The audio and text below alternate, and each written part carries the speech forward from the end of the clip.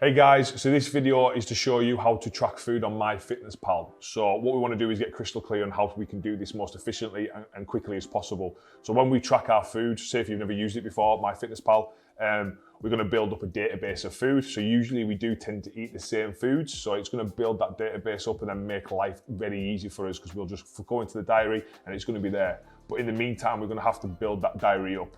So for example, I'm going to show you how to log some food. So we've already set your calories and your protein. So now we're going to track your food. So we're going to go straight into breakfast. We're going to add food. So from adding food, you've got a couple of options here. You can search for your foods. As you can see on mine, I've got all the foods that I eat, and this, like I mentioned, the database that's been saved. Or we can scan barcode them. But what we're going to do is we're going to just add it in to start with. So breakfast one, for this example I had this morning, so we're going to put some eggs. So again, what you've got here is you've got a couple of options of what you can choose from. So you want to be getting exactly what we have logged in, because there's a lot of different variations between them, or as close as you can if you can't find exactly what you've used. So for example, I've used egg, or a couple of eggs. So if I click egg in here, and you can see where it says serving size, and then it says number of servings. So serving size, it was medium eggs, and we're going to change the serving size just to 3. So I'm going to delete that, put 3, and then as soon as I put 3 in, you can see it comes up with 189 calories. It's got 1 gram of carbs, 12.6 grams of fat, and 16.6 grams of protein. So we're going to tick that, and then we're going to tick it at the top hand corner. So that's now logged in for breakfast. So from there, what we're now going to do is add some more food. So for me, I add some turkey rashers. So put turkey. So you can see now it's come up again with the database. So unsmoked turkey rashers.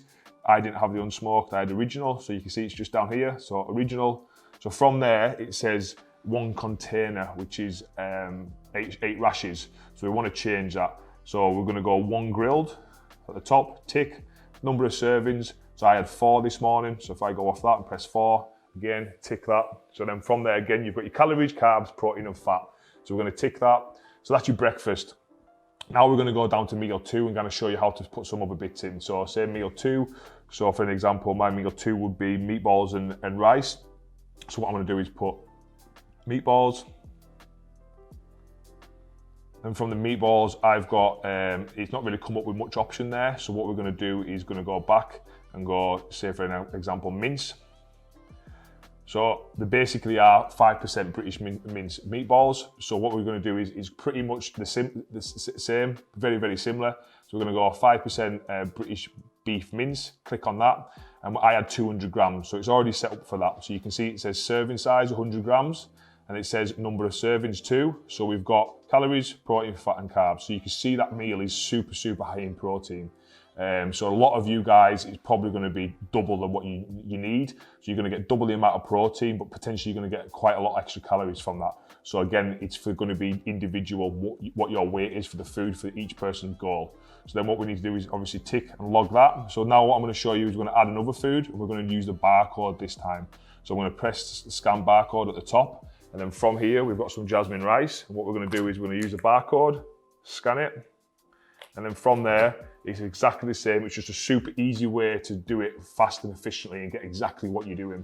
So from there, you can see the calories, protein, carbs, and fat. So this contains 300 grams in the whole packet. So that's what I would personally have.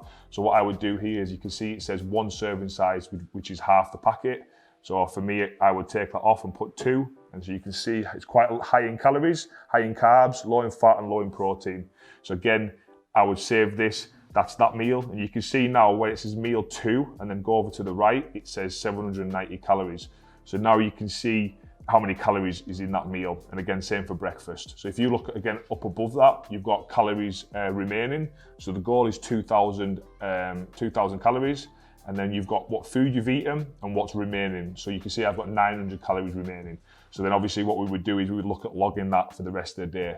But again, that's just a little bit of an example and show you how to use that, guys. So you should be relatively straightforward with how you log your food.